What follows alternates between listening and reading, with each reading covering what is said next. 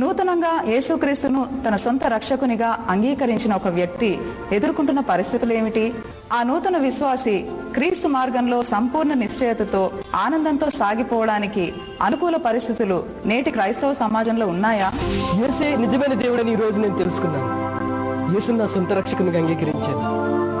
యేసు గురించి ఇంకా తెలుసుకోవాలంటే నేను ఏం చేయాలబ్బా? ఇదేం చర్చికి వెళ్తే బాగుంటుంది.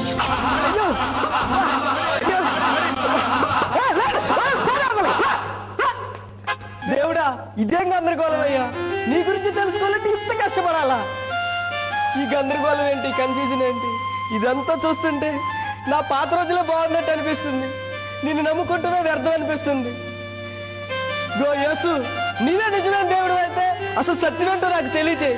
ఈ గందరగోళం నుంచి నన్ను విడిపించు.